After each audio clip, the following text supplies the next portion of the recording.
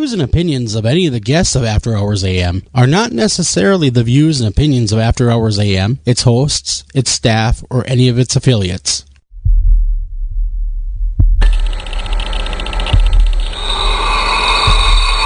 Welcome to the After Hours program.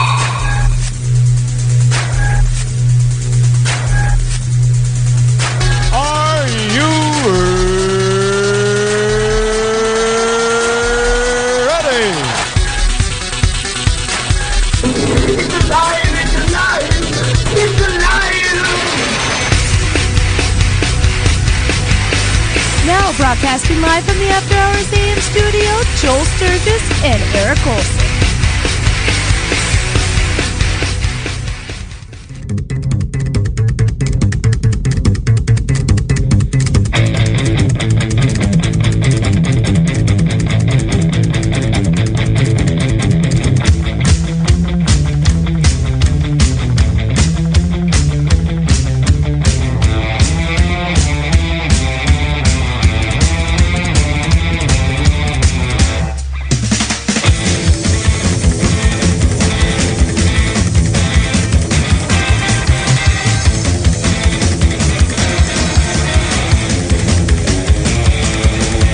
Can't shake this terror from my head tonight. Alone and forsaken I bleed. A twisted vision, a tired mind, betrayed, a victim of shame. And good evening, everybody. Welcome to this After Hours AM edition. And, you know, tomorrow is 9/11, so we're going to talk a little bit about that tonight. But before we get to that, I'm Joel Sturgis, your host, and along with me each and every week is Eric Olson. Eric. You know, we were kind of talking off air before we started here about 9/11 and its impact on America, but I really want to kick off the show remembering that fateful day, and because really I don't want to live it again, to be honest with you. And the saying does say if we forget the past, we're doomed to repeat it. Now, you're a little bit closer being in Cleveland. You kind of have a connection to 9/11, being that the flight took off from Cleveland. What do you remember about that day? Well,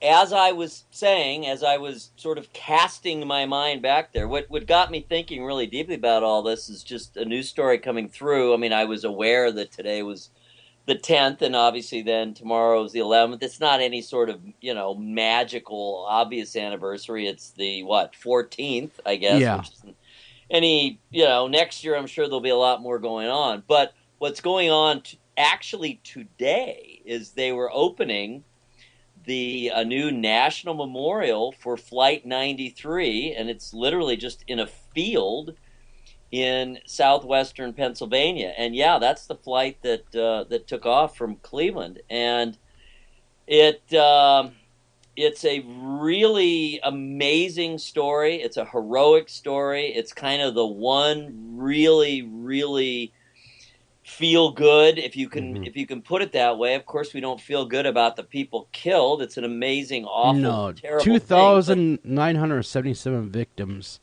But their heroism on that specific flight of 93, where they realized what was going on, they knew that the plane had been commandeered by terrorists, and they literally brought it down. They broke into the cockpit, they brought that plane down, forced it down, killing themselves and, of course, the terrorists. And it is almost certain that plane was headed, well, it is certain it was heading for Washington, D.C., and may have been headed for the White House, may have been headed for the Capitol.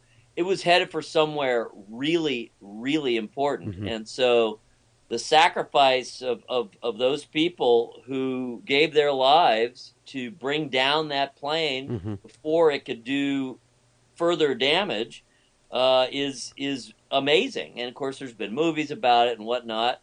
And so that's the part that's kind of closest to me, just in terms of my heart. But of course, I mean, obviously, how can you not think about the Twin Towers and the number of lives lost there, and at the Pentagon? People, a lot of times, I was just about to say that the Pentagon kind of gets people, people who kind of didn't live through it, people who are maybe even in their 20s now. I mean, you could be an adult, and 14 years is a long time ago. Mm-hmm. Who weren't really aware of what was going on that day, and just the chaos and the literal terror. I mean, people just didn't know what was going on. They were shutting down airports all over the country. There were reports, there were rumors all over the country. And it was a week later that the anthrax was sent. Yeah, I remember that. The anthrax threat started. And so that perpetuated the thing. So you had this time period, which in some ways still hasn't ended, but that was this extraordinary heightened state of fear and introspection, because people are thinking, what are we? Who are we? Why was this done to us? And of course, it wasn't just done to us. There were something like 100 nations of people represented who were in. Exactly. That's the thing. Twin Towers. This was not an attack on America. It was an attack on the world. It was an attack on modern life. Exactly. And that's the thing. I mean, it wasn't just us. There were lots of immigrants in that building. Like you said, I mean, there were just people from all over the world in the World Trade Center. And these were normal people, many of them just going to work. Well, none of them even gave to a thought that they would be killed that day. And watching it unfold, that day I watched unfold on CNN, and I couldn't believe my eyes. I mean, it was the worst assault in America since Pearl Harbor, and many say that it was worse than Pearl Harbor. I'm not going to get in that kind of match, but I mean, both of them are devastating. Both of them drew us into combat, into war. I do believe that America, though, has really had a change overnight, after 9/11 overnight, because we had the Homeland Security, we had the Patriot Act, we had so many different ways to protect ourselves, because a lot of it was, of course, out of fear. When you have a 4,000-mile border with Canada that's vastly unprotected, it makes us very fearful of who's coming in next, and that leads right into the immigration debate as well. It does Yeah, not. You're right. There's no way that we would have to show passports going into Canada. That we never had to do that before. No, I live 90 minutes from Canada. I go up to Canada and they'd wave you right through. Generally, they would. I mean, now it's a huge checkpoint. Now it's passports. Now it's shake you down, which rightfully so, because that border, unfortunately, because everybody complains about the southern border. And don't get me wrong, that is a problem. But by far, more terrorists have been caught coming through the northern border than the southern border. Yeah, right. And there have certainly been more terrorist activity in Canada, certainly, at least that we're aware of, than there has been in Mexico. Yeah, I mean, the ramifications, 14 years later, we still don't know what they all are. We're still... Our mentality has changed so dramatically. I mean, just I myself, in that brief period of time, perhaps in the week after, the couple weeks after, I changed a lot of things about my point of view. I became a much, much more hawkish in terms of defense. I became a very, very staunch supporter of defense, and I at least partly bought into the argument that the reduction, the downsizing of our military, and some of the things that happened in the 90s, whether they were Clinton's fault or not, probably not, but possibly he was involved to a certain extent, that some of that, led not directly to the actions, but it led the people involved to think they could get away with it, and by God, they did. Yes, well, that's just it. And because of 9/11, Guantanamo Bay was opened. And it is still there, and there are still people being held there as terrorists who were, associated, at least one way or another, with those organizations, involved organizations. Mm-hmm. And then, of course, we're not even really getting into the whole Iraq war, which then led to the war in Afghanistan, which then led back to Iraq, which then led back to Afghanistan. Well, exactly. We bounced. We haven't really won either of them, and they're both kind of these limbo states. They're both essentially failed states. And we know now very well, I don't think there's anyone left who is going to say that Saddam Hussein had anything to do with 9/11. Mm-hmm. But nonetheless, based on the evidence that we thought we had, we went to war. We deposed Saddam. We had, he eventually was captured, put to death.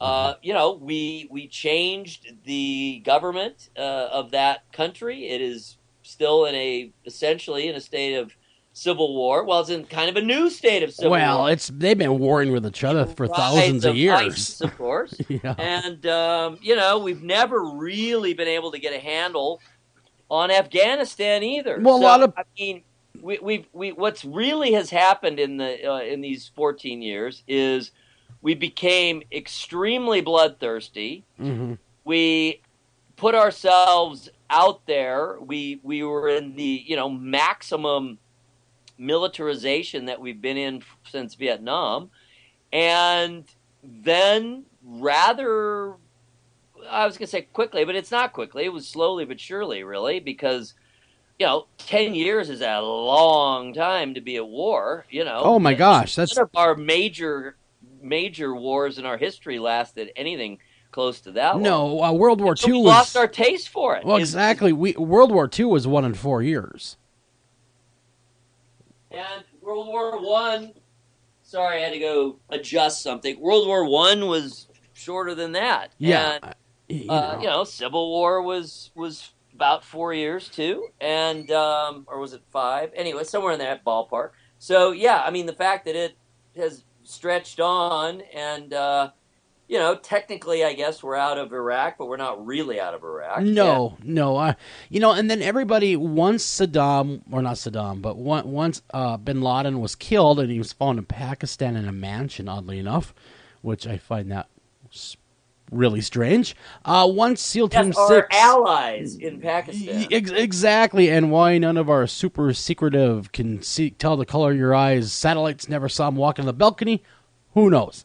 But anyhow, SEAL Team 6 goes in there and they kill him, and nobody took that sigh of relief, like the bad guy was finally bested. We finally got him. There was not that sigh of relief that I was kind of expecting might come. No, because we're still dealing with terrorism. We're still dealing with it. So yes. Sure, it was satisfying. It was gratifying to a certain extent, but it wasn't like if it had been shortly thereafter, or when they first thought they had him, they were on his trail, and obviously they were not. Mm-hmm. Or that trail went cold anyway. It took years and years and years and years. I think it was said best that Bin Laden was more a symptom of a disease than the disease. Well, sure. I mean, originally he was technically an ally. Yes, we funded him like crazy. He was part of the Mujahideen, as you said, in Afghanistan. He was this son of privilege. One of, I don't even know 20 kids. Yeah. His father, it's just some outrageous number, but born to great wealth, and, he was Western educated, and, he had it made. He had the life, but he, at some point, decided that his spiritual needs were not being met. He became a fundamentalist. Yep. Muslim, and was drawn to Afghanistan, where he, at least to a greater or lesser extent, made a name for himself and became more and more radicalized. And when the war was won, when they had driven out the Soviets, basically they turned on us. Yeah, well, I just want to say that by and large, the Muslim people are very peace-loving people. It's the radicals, and you can find radicals in any religion. Christianity has a share of radicals over the years, but none of them have rammed into a building. So I will put that out there. Well, I mean, and this is another topic, and it's an enormous kind of endless topic in terms of, are there fundamental differences between the religions in terms of their dealings with their fellow man, in their dealings with non-believers, and anything you can point to, or almost anything, Islam, as far as violence or intolerance, for the most part, Christianity has gone through the same thing. The bottom line is Christianity had its Reformation 500 years ago. Sure, it had the and Islam is yet to have its Reformation. Exactly. We're seeing the beginning of it now. It's hard to say. It's hard to tell. With the radicals, the violent, the jihadis being so prominent, I think you can make a reasonable point. Reasonable people can disagree, but I think you can make a reasonable point that there are some fundamental differences in the doctrine between Islam and Christianity in terms of being, a religion of peace or not.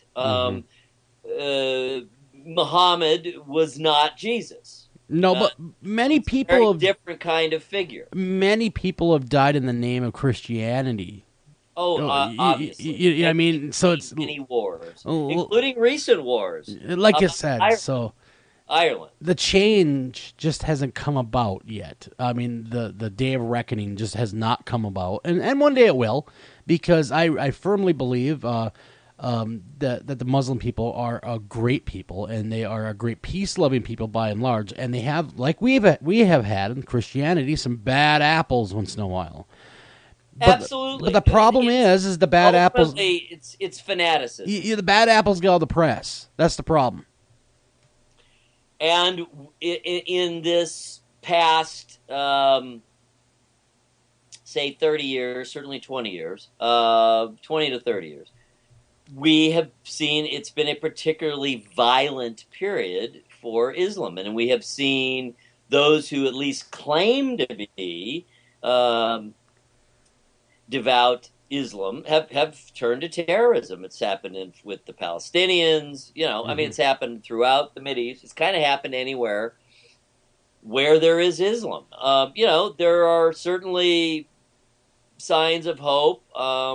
Turkey was forcibly secularized about, almost 100 years ago now. And we've seen some of the radicalization when the really, really extremely viciously enforced separation of church and state has kind of come apart there in Turkey. So the fact that it does exist, the fact that it is still a more or less modern state, the fact that it is, it's connected to Europe. I don't think it's necessarily a part of Europe, but it's certainly connected to Europe. Yeah.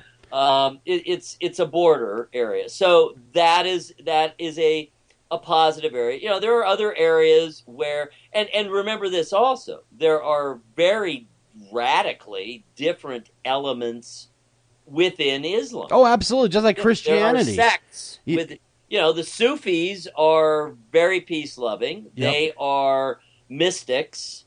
They are not, looking to forcibly bring the world to its knees and looking in the direction of Mecca. But what scares me, though, Eric, I mean, and this also has to do with 9/11, because Iran has been a terrorist state for years. That's no secret. And now we're getting ready to give them nukes. And when they have said... We're not giving them nukes. Well, we're giving them ingredients, shall I say, to make nukes. We are allowing them to pursue their quote-unquote, peaceful use of nuclear. And, no one who isn't an idiot does not think that this has to be very closely watched. But I just guess this the week, bottom line with the deal is, are we better off with it or without it? Well, just this week, they vowed to destroy Israel, and they still vowed to destroy us. So, I mean, Really, I mean, even before the ink is even on the paper, they're already acting fruity.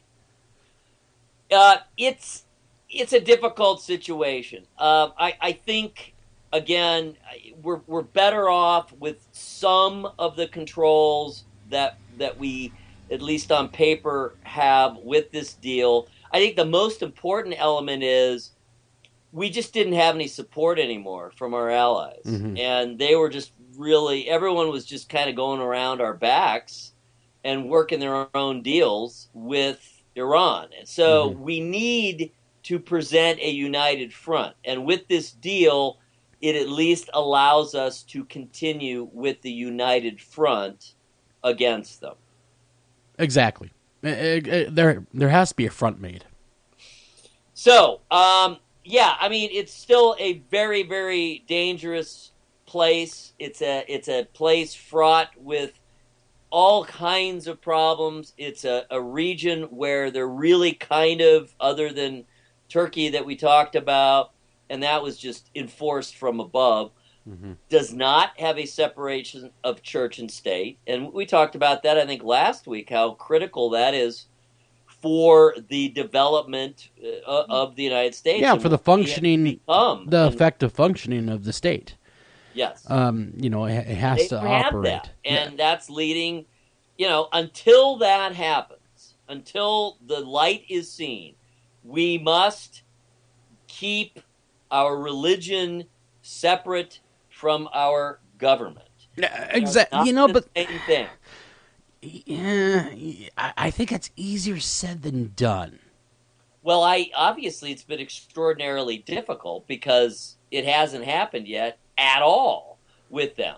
So, with Islam, I should say. So, I mean, the bottom line is we need to do all that we can. I don't have the answer. I just don't know what the answer is. I've kind of lurched back and forth from one extreme to another. Like I said, immediately after 9/11, I became an absolute defense hawk. And man, I said, we must give an extreme show of strength. It almost didn't matter. They should have done. The show of strength was. What I was thinking when 9/11 happened and everything kind of set in, who was responsible and how it went down, I was thinking to myself, what they should do is send a couple of B-52s, a pamphlet saying, in 2 weeks we're going to nuke your country. You have 2 weeks to leave your country, then we make their country into a parking lot. Then we turn around and we say, next time there won't be a warning. Well, we probably couldn't get away with that. I'm just saying. As gratifying as, and believe me, I mean, that was a very, very common and heartfelt feeling. See, that's another thing, another element that we haven't really touched on. I was actually writing a book about it, and then just had to put it aside. I don't know. My co-author, unfortunately, passed away a couple of years ago, so that puts a hinder on it. But anyway, 9/11 was the first real major world event that directly involved and was impacted by the internet. Because remember, all the cell phones went down in Manhattan, and people didn't know how to communicate, and they started putting up, using message boards and websites. Yep, long before Facebook was around. In fact, way before any what we would now call social media. Yeah, and utilize that communication tool of the internet. And so, and you'll remember too, there was so much just outpouring and all the cartoons and all the extreme reaction that people had to Osama, to Islam, to anything perceived to have anything to do with this event or these events. And all of that, much of that took place and unfolded via the internet. And you know what? This country, though, has become uber sensitive about everything since 9/11. Well, sure. And everything. Very paranoid. Everything is up for debate. Everything is hot. I mean, my gosh. If I had a nickel for everyone that's offended, I'd be a millionaire since 9/11 over dumb crap that doesn't even matter. It's true. I think that's one of the actual, if you can call it a policy matter, I'm not sure it is, but substantive matters that Donald Trump is making. He's saying we are just too sensitive. Oh, we're very sensitive. We are too hung up on political correctness. So I don't know that we are too hung up on political correctness, because that's essentially a meaningless term. All it means is sensitivity. Well, it almost seems like that people are waiting for a fight. That's why they're so sensitive. They're waiting for that fight. I mean, it's almost like we have all this angst, like we're a bunch of teenagers since 9/11, built up inside of us. And we don't know how to express it other than turning on each other, because we can't go get the boogeyman. Let's just face it. America shifted to being more hostile after 9/11.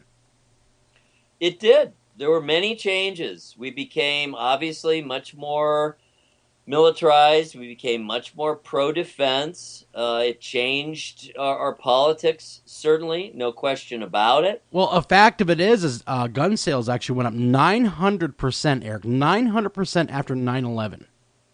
That's amazing. But doesn't surprise me. It really doesn't.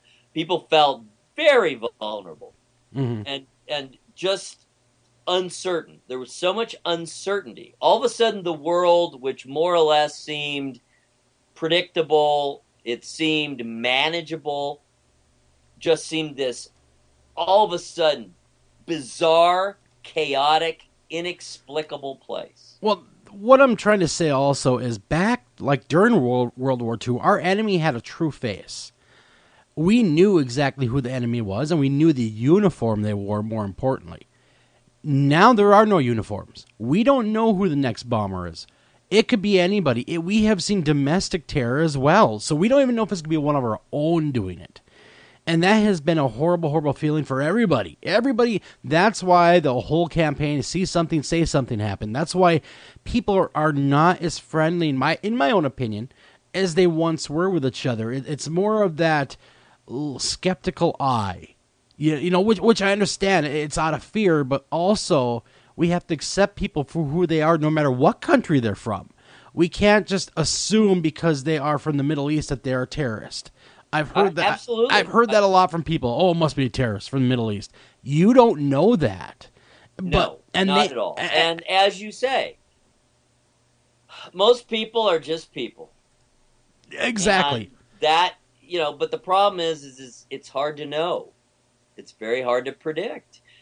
People, we can be fooled. And my goodness, how badly were we fooled? I think that's another real underlying change is we, besides all the other feelings, all the other awful, terrible feelings that we had as a result of those attacks, we also felt embarrassed and stupid that we allowed that to happen. The largest country, the richest country, I shouldn't say the largest, but the richest country in the world, with the most sophisticated military on the face of planet Earth, could be duped by 19, what they would call backwoods, cave-dwelling Middle Easterns. That did leave a lot of egg on the Bush administration's face, no doubt. And that partly is part of the reason, I believe, why we went after Iraq. Oh, of course it is. Ultimately, here's the bottom line on Iraq. It didn't really matter if we had proof that he was involved. We want to make an example. B, that he did or did not have weapons of mass destruction, which, as it turned out, I guess he didn't. It didn't really matter because we had to attack someone, and the bottom line is he was as good as anyone. An example had to be made. It just did. I mean, a show of strength. Yes, a show of force had to be made to put the American people in a lot of ways at ease. All right, well, now we're finally doing something. Let's go kick some butt and take some names. I mean, it's the wrong guy. We don't care. We don't give a darn. He looks like him. But we got to get out of here, guys. We got to go to break. But we come back. We're going to have your top of the, or I shouldn't say top of the hour news. Bottom of the hour, we're going to hit America's Most Haunted News. And then, of course, top of the hour, we got a great guest coming on, Rick Osmon. And we are going to talk about, well, did Chris Columbus really discover America, huh, Eric? Or was it somebody else? He's got some great insight on that. So you're going to want to stick around for that. Don't go anywhere, guys. Be right back.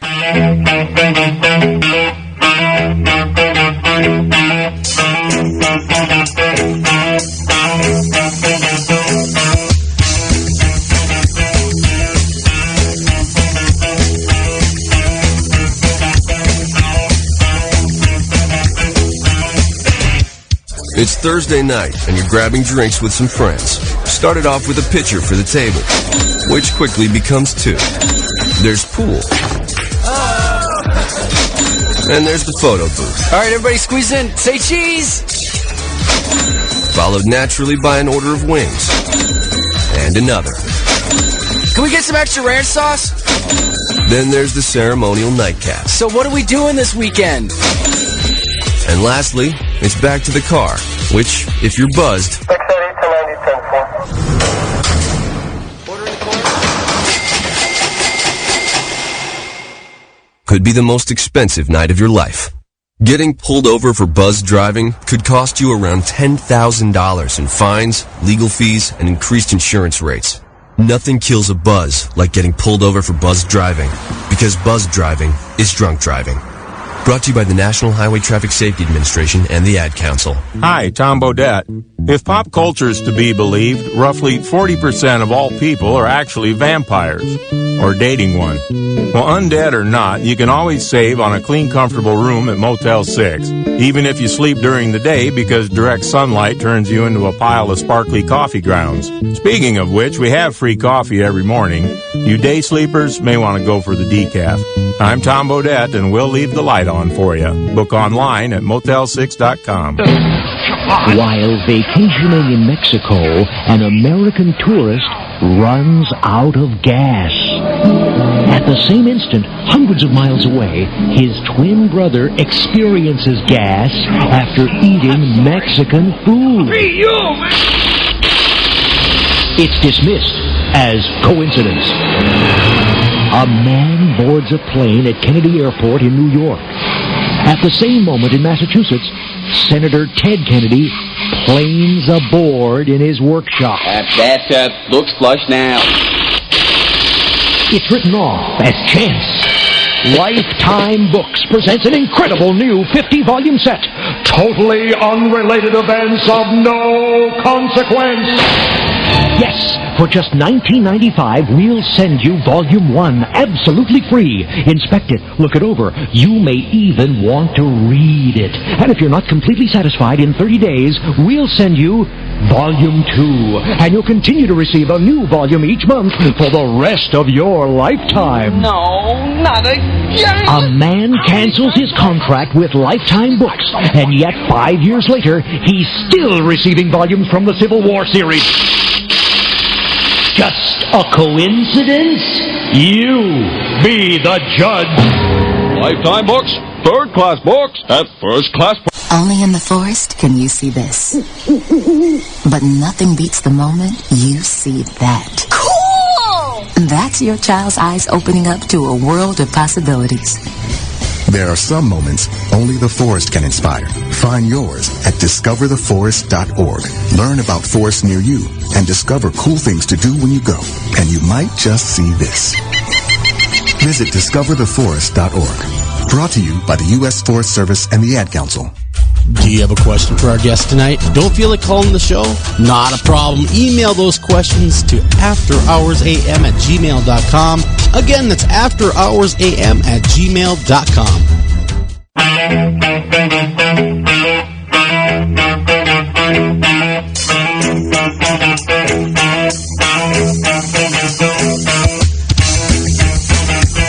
Welcome back to After Hours AM, everybody. I'm your host, Joel Sturgis. Right along with me is Mr. Eric Olson, and we're getting ready to, yes, that's right, cover the America's Most Haunted News headlines. Eric, take it away. Well, my goodness, after all of that heavy contemplation, we deserve a bit of a break here, I think, from the deep topics of the day. All right, well, we got our first trailer, real trailer. They always do these weird teasers, but first real trailer for American Horror Story Hotel, and it looks creepy. It does. Lady as Gaga's creepy hell. anyway, but I mean, she's creepy anyway. But then the trailer's really creepy too. It's creepy. You see most of the characters, and Sarah Paulson, who's usually plays a good quote unquote character. There's no like real only good characters in American Horror Story, but she has played better than most characters. And boy, this year she's playing a junkie, and she looks super evil and just absolutely strung out. So, and then of course we have Lady Gaga, who I'm still guessing is a Elizabeth Bathory kind of figure. I'm gathering that. Just some from kind of vampire-ish type thing. I'm guessing she's very long-lived, as far as I can tell. And you got all this weirdness with the little blonde, very very blonde, the toe-headed children, and who knows? And there's been all kinds of talk about the extremely tawdry and I guess fairly graphic sex that's going to be going on. So boy, I am telling you, this is going to be something, and it's less than a month away. American Horror Story Hotel. We're already up to season 5. So if you're on Twitter, go to @AMHaunted. You can check out most of these same stories on the Facebook America's Most Haunted. Read along with us. We'd love it. Haunted. Yeah, we'd love it. Read along with us. Make us feel wanted. Read along. And hey, feel free to retweet or just like it or simply to follow us. Join the, let's see, what is it at this very moment? Be I will tell one you, of us. 391,214 followers. Join us. Yes, be one of us. It's a movement. Drink the Anyway, Kool-Aid. you can click on the YouTube. It's a really freaky trailer for AHS Hotel. Check it out. Hey, this is new to me. It's not new to the world at large, but I finally figured out how to do GIFs on Twitter. So I'm looking at this. GIF crazy. I got the Headless Horseman on there, and he's whipping through and disturbing this poor scarecrow. So that's fun. Boy, and those are popular. People really seem drawn because of the movement. So it has the movement of video, but it's super short. So I think that is the appeal of that. Speaking of cool events coming up as we are entering into the Halloween season, you have Point Pleasant's own annual, I believe it's the 14th, Mothman Festival. Man, I'd love to go. Because, I would love to go to that too. I'd like to bring a fly swatter and a can of Raid with me. Get down on that enormous moth, I am telling you. So that's coming up the 19th and 20th of September in Point Pleasant, and you can click on mothmanfestival.com. It looks like it's really fun. It's not, sure they have speakers, they have people who take the paranormal and cryptozoology seriously, but the event itself looks more for fun than anything else. Well, they're doing it all wrong. What you do if you want to get the Mothman is bring a 1,000,000 candle power spotlight, a can of Raid, and a fly swatter, and you'd have them in an evening. I bet you're right. If he is a physical entity. Well, this is true. If he's just not a figment of someone's imagination, that is. Well, I'm thinking that if he's like from another dimension, or he's like an angel, or who knows, Yeah, who knows? What a story. What a story, man. It's an amazing story. He's a harbinger of doom. Yes, well, a moth is still a moth. They're still drawn to the flame. But even when they're really big. That just means you get a bigger light. I mean, really. And from the skeptic's perspective, which we must always keep in mind to keep us tethered to reality. This is actually an excellent story. It's in Forbes, believe it or not. what do real archaeologists think about all of the pseudo-archaeology going down with ancient aliens, lost colonies, Atlantis, dare I say, alternative views of North America? No, I don't dare. But anyway, really great article in Forbes. Did you read it? I did. What's the nutshell version? Do they believe or are they non-believers? Oh, they're non-believers. Well, of course What they it are. is they do a roundup. The article is actually a roundup of book reviews of these various alternative history, ancient alien, chariots of the gods types books, but they only picked books on alternative archaeology that were written by actual archaeologists. So this is archaeologists reviewing other archaeologists. Ooh, kind of a dangerous little thing they got going on there. It's a fraught with peril, I would say, Ooh. is this approach. But it's very interesting. And the bottom line is it's kind of what you would expect. Logic is faulty. The evidence is, and this is what for me is always the bottom line, the evidence is so often picked and chosen. Yes, I've noticed that You're about not these. allowed to do that if you're going to be, if you're going to ascribe to the scientific method. You cannot follow the scientific method and then cherry pick the facts that appear to support your case. That's not objective. That's not being objective. That's being cynical. That is not being objective. I agree. So, I mean, the bottom line is basically all of these alternatives, and there's so many different ones. Did the Chinese come to North America at some point thousands of years ago? Did any of the other ancient civilizations, the Assyrians, the Phoenicians, the Egyptians, Israelis, the Romans. I mean, whoever. This is where Rick, our guest tonight, Rick Osmon, he can really shed some light on. Dovetails. Exactly, exactly. But he'll be able to answer all that because he will. Anyway, that is an outstanding article. Whether doesn't matter what your point of view is. We need it's like the ginger in between the sushi. You know, you gotta cleanse your palate. Exactly. Hey, by the way, to change subjects, I saw a little on Facebook, one of those joke headlines that Norman Reedus dies in car wreck.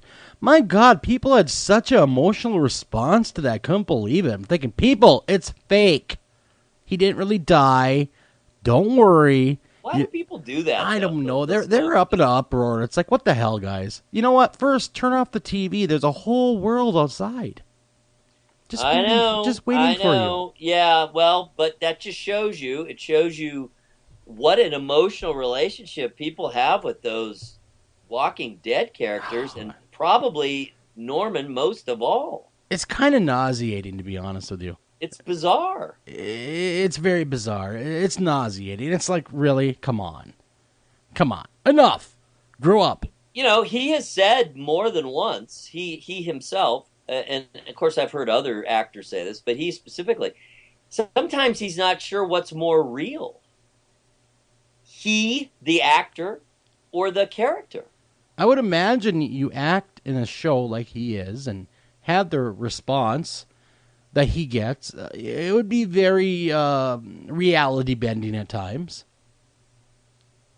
It would, because, and we've talked about this, expectations for the show weren't particularly high. It's just a cable show, right? It's not like that's this all is it is, launching man. on No. ABC or NBC or Fox or even CW for that matter. It was. Yeah, exactly. We don't quite know. Relatively obscure comic, a zombie comic. Yes. And who could have predicted it would turn into what it has? No one. So that's part of it, too. Moving along, there was this wild flaming. The pictures are spectacular. I don't know what's going on with meteors lately, but there was one in the Yucatan Peninsula that left what appears to be some sort of small, charred humanoid, or it could just be frickin' nothing at all. Are you looking at the mysterious new human ancestor? No, this was a charred humanoid. Charred humanoid. Okay, I'm finding it right now. Sorry, guys. I am. Oh my God! Look at that. That looks so fake, man. This looks like it was so by chance. It just happens to be vaguely in a humanoid shape. I think they're saying it could be a piece of equipment, something like a some sort of machinery. It could be any number of things. Maybe somebody should go up there and touch it and see what the hell it is, to be honest with you. Let's go up there and touch it. It looks like someone has propped it up against a wooden fence. Yeah, yeah, it does. It does. He's hanging around. It looks like someone, that one I'm not sold on that one. But no. Check this one out, because this is real. Giant, and it's relative in the microbial world, giant ancient virus has emerged from the melting. I heard that. Ice how is that? And it's real. It's real, man. It was in the Washington Post. It's not the first one, and it's not the last. I assure you, it will not be the last to emerge from the melting Arctic ice. But they want to reactivate it. Yeah, that's such a great idea. We saw how Jurassic Park ended. Yeah, what could ever go wrong? Look what happened to the people of Jurassic Park. Leave it alone. Just walk away. Yeah, I guess they're not. You're right. It's a 30,000-year-old virus, and it appears to be, deadly, it would appear. Oh, great. And and like you just said, they want to kind of reactivate it so they can study it. Oh, what the hell? This is how all bad things in horror movies happen. All right? Oh, we're just going to study it. It always gets loose. It always gets loose. And next thing you know, I'm sniffling and dead. Thank you, giant virus. And I like the little, on the internet, of course, you always have links and references to other stories or similar stories or that kind of thing. A lot of it's just automated.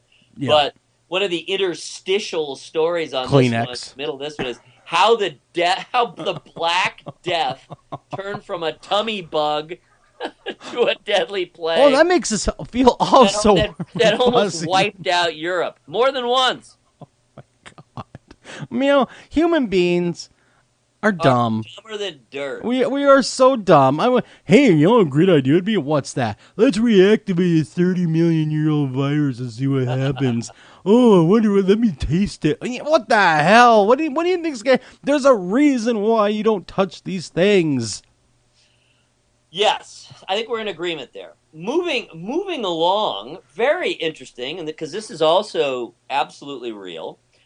Brand new, yet another new human ancestor. I saw that in the news. That's really been identified interesting. From a South African cave. And in order to get to where all these bones are, you had to be able to wriggle through a 10-inch gap. No, I couldn't do it. Could you do it, Eric? I know. I don't think I could. No, I'm good. No. In fact, the only people who are able to, they had to put out a call. No one on this team could make it through, so they put out a call for people. Gary Coleman showed up. Archaeological backgrounds. You got to be really skinny. They only could find women. Wow, I thought maybe Gary Coleman and Webster showed up. I think he's too wide. He was too wide. Oh, yeah, I guess you have to be really narrow. Yeah. Where's Tom Thumb when he... Really skinny. So anyway, they found this thing. It's fascinating when you look at it because it really is, you hate to use the cliched term missing link. I was just about to say that. Maybe that's... There are so many different missing links, I suppose. And the more we find, the more we realize how much is still missing from the record. But what's so cool about this one is if you look at the whole body, not if you just see the face, to me it looks still pretty darn simian. Yeah.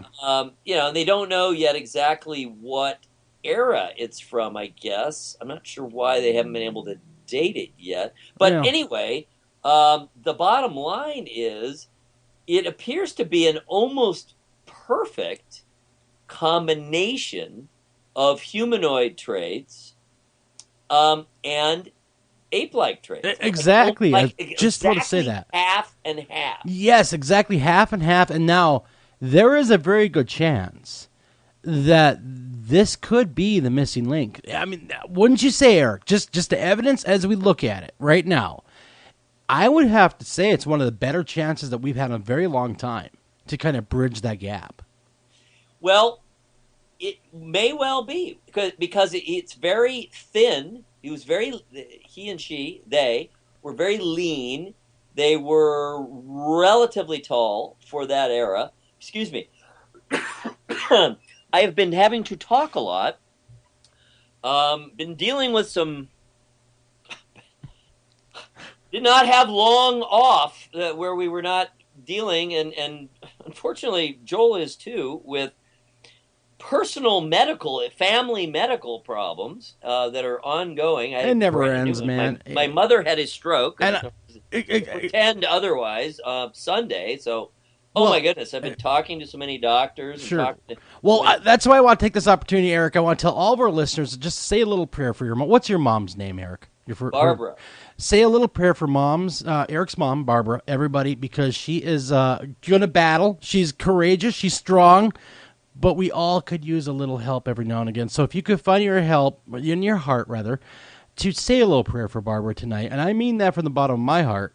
And Joel, absolutely exactly the same thing back to you. What is your mother's name? Rustlin. And so she's going through her own hard time right now. And so we all need to say a little prayer for all of our moms and dads and everyone else that's out there that's suffering with any kind of ailment, whether it's loss, whether it's an ailment, whether it's just even mental health issues. Say a prayer, everybody.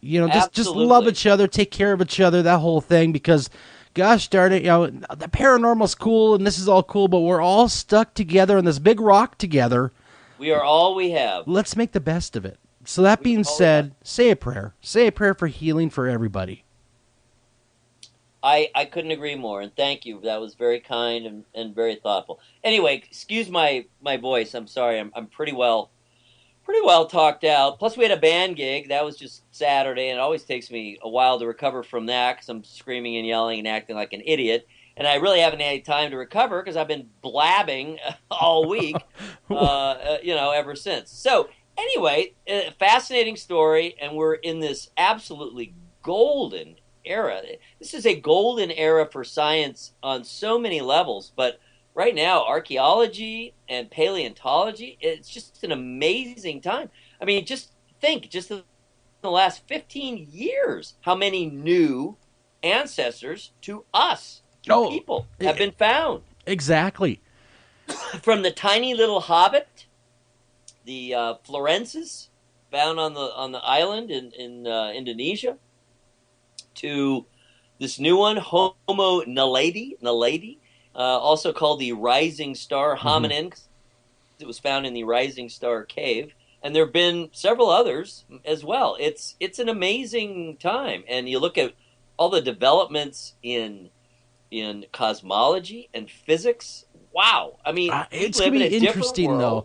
From 10, 15 years ago. Exactly, and the thing of it is it's going to be really, really cool to see how this unfolds, where they actually say where this particular creature or person, or however you want to put it, lands in the scale. Where did they walk? Where did they live? Are they that missing link? And when? Exactly, and I mean, come on, something has to bridge this gap eventually. Why not this? Right. It could be. You could absolutely be right. Staying with the science and looking out into space, which is also where amazing things have happened. They've now gotten as close as, we have these various probes out there in the solar system, and this one that is called Dawn has been looking at this dwarf planet called Ceres. And that's the one that has those really freaky white spots.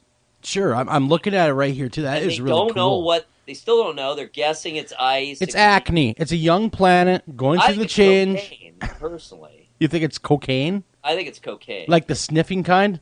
I think the great cocaine mines of Ceres will soon be discovered. Anyway, this Dawn mission, now we're getting pictures back. The latest, only 915 miles above the surface. So now we have this brand new look at these white spots, and we're realizing it's not just one white spot, it's several. And they're in the middle of this huge crater. And they're thinking now with this much higher resolution and much closer view, because prior to this, the closest view was 2,700 miles. So we've gotten much closer now, 915 miles. Sure. And they may be able to figure out what this, it's probably ice, but not for sure. And it's fascinating. And just to see But wait a minute, Eric, ice equals water. Exactly. And what do you need to sustain life? Water. They're finding water everywhere. Everywhere. It is absolutely not. Telling you, just a matter of time. Stock up on finding water or water ice. Telling you, man. Stock up on your Reese's Pieces, folks. I'm telling you. Before you know it. There's water on the moon. There's water on Mars. Everywhere we thought was utterly barren and dry is not. It may be frozen, and it may be mixed in with the dust, with the earth.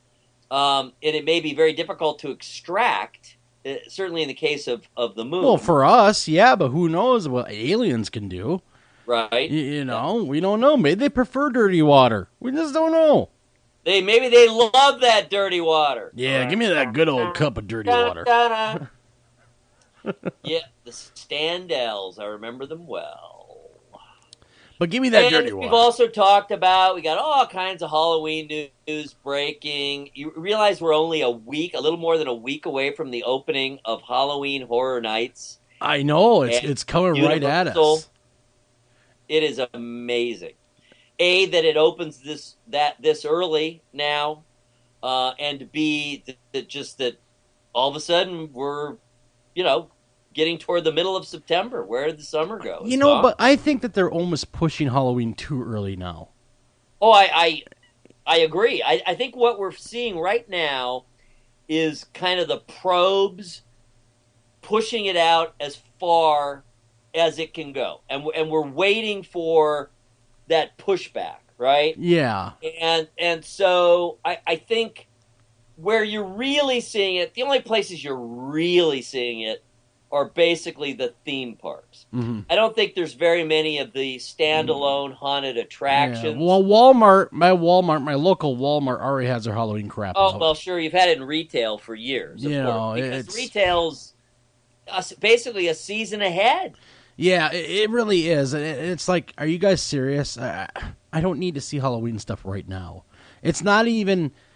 Summer isn't even done yet. I'm not sure exactly even what the point is, because if you buy candy now, I mean, look, it's not going to last all Halloween. I eat it. You're just going to eat it. I do. I eat it. You know what?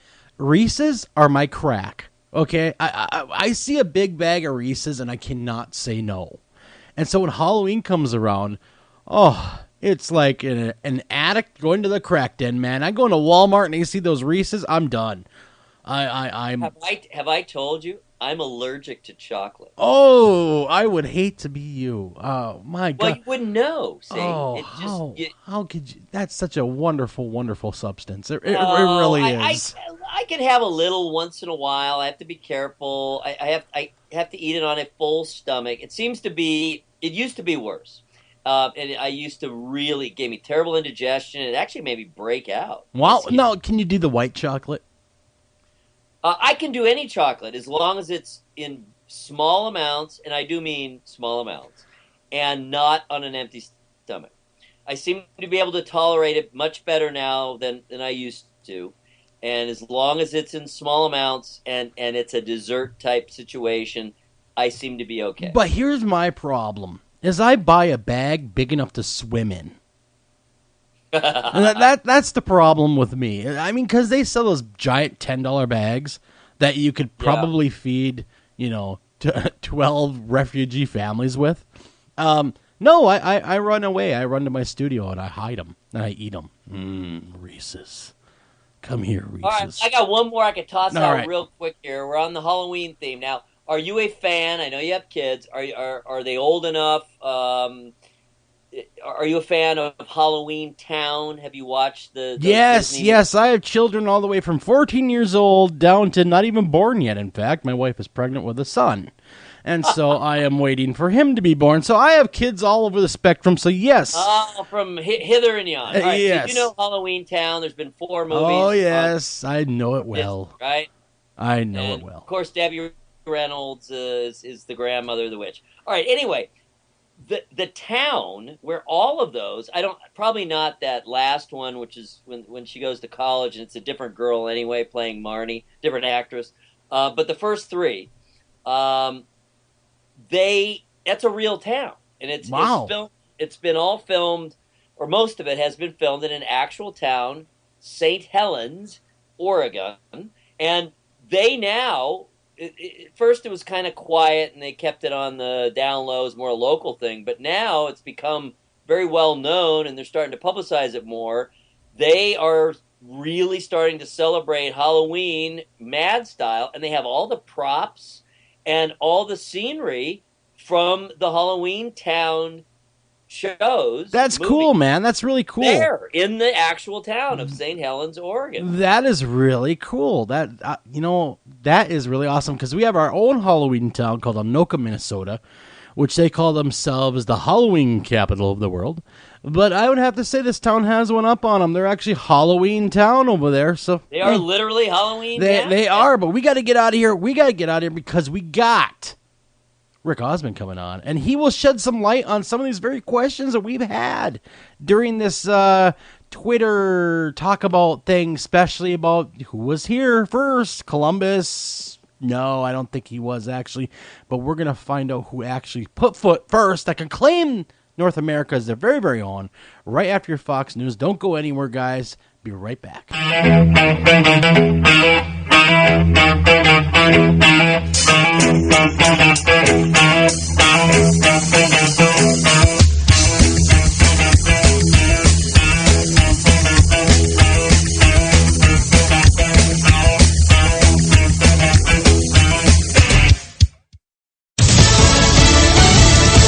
News Radio. I'm Lisa Lacera. President Obama with praise after Senate Democrats block a disapproval vote on the Iran nuclear deal. The legislation that is before this body was proposed and legislated and brought to us by Republican leadership.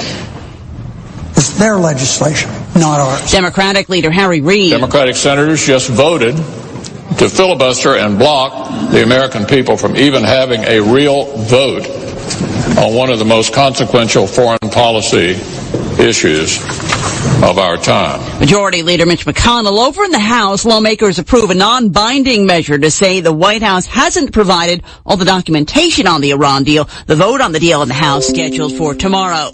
The U.S. making arrangements to accept 10,000 Syrian refugees in the coming budget year. Nearly a dozen reported incidents involving projectiles and cars on a stretch of an Arizona highway, with 7 confirmed as bullets aimed at vehicles. Fox Radio's Jessica Rosenthal with this live. Lisa, at least 3, possibly more incidents happened today. Motorists calling in to report something had hit their car in the Phoenix area. But the Department of Public Safety would only confirm 1 incident was an actual vehicle shooting. So of 11 incidents over the past 2 weeks, 7 have been shootings and 4 were projectiles. DPS spokesman Bart Graves says only 1 person's received a minor injury from broken glass, but as Director Milstead said in a news conference Tuesday night, it's only a matter of time, if this continues, where somebody will get hurt or will die. He said some of the hyped-up media coverage may not be helping, and that some of these incidents may be from copycats. Lisa. Jessica, an attorney for the family of Freddie Gray, applauding the decision by a judge to keep the trials of the 6 police officers charged in the African-American man's death in Baltimore. The city settled a civil lawsuit with the Gray family earlier this week. You're listening to Fox News Radio, fair and balanced.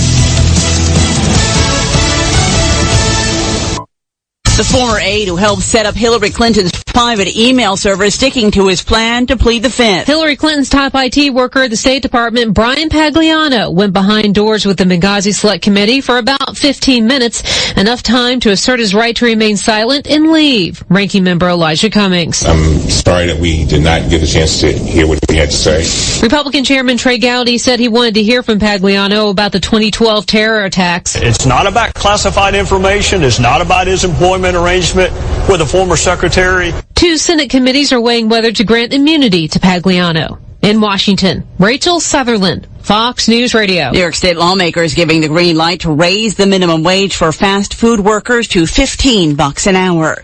One of the founding members of the group that opened Woodstock has died.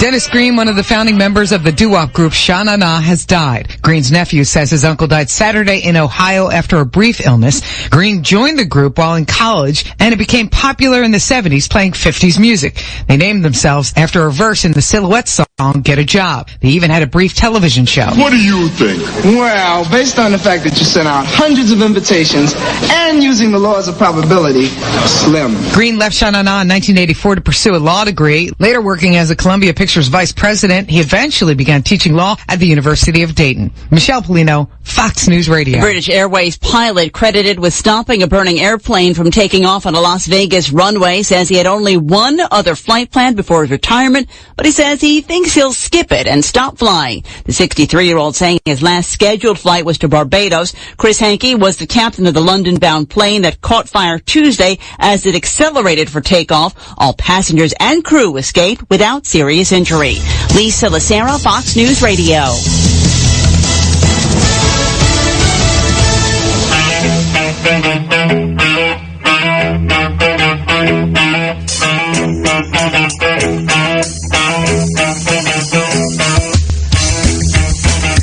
And we are back after hours AM, coming right back at you. And again, I want to thank everybody for letting us into your homes tonight. I'm your host, Joel Sturgis, along with me, Eric Olson. And Eric, we had a great first hour, of course. We covered 9/11, which, don't forget, everybody, is tomorrow, the anniversary, 14 years since that tragedy happened.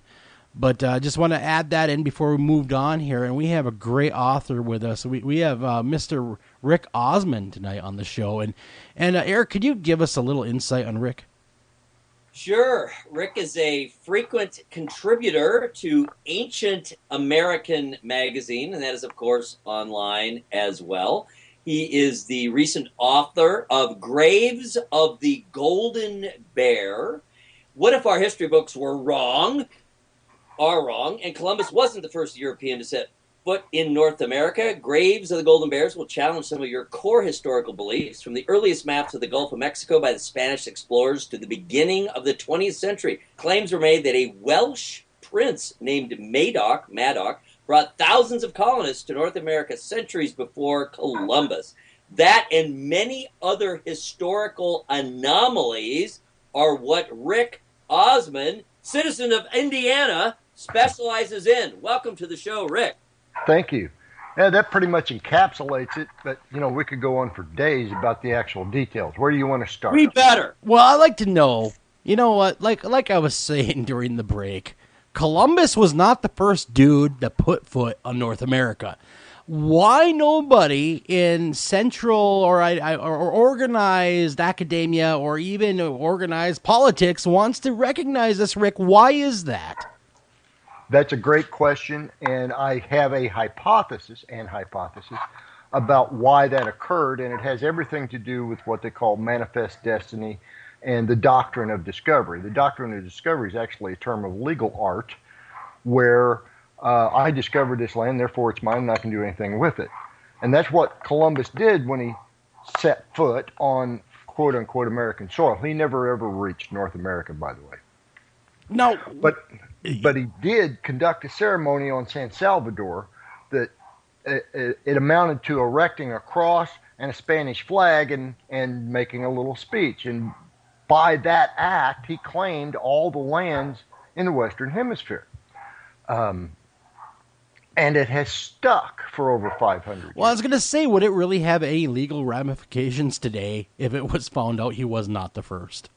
It could. actually, because, for instance, if all those governments that led up to the United States of America had lied or known that their own doctrine of discovery was being violated, more specifically a papal bull called Terra Nullius, which is the root of all these land claims, if it is found or is ever found that there were already Christians in North America, then that would be null and void. Terra Nullius would simply go away, the core law. And then, so then all the Native Americans, like the First Nations have in Canada, would lay claim to the land that is now, quote unquote, the possession of the government. Gotcha. So there's a lot at stake. So it would give them a legal foothold. Correct. And of course, we, as a society right now, as a SITS, cannot afford to let that happen. Obviously, it would be turmoil. You're right. It would be turmoil. And that was why they probably put their head in the sand firmly and keep saying, Columbus, Columbus, Columbus, Columbus. Hey, there's even a day dedicated to him. And, countless millions of hours of education spent on that one day in history that probably shouldn't even be there. I'd like to see a petition signed by, 360 million Americans to say, change the name. At least change the name. You can still have your day off. Yeah. You can still have your day. Explorer's Day or something. Exactly. Founder's Day. We don't care what you call it, just tell the truth.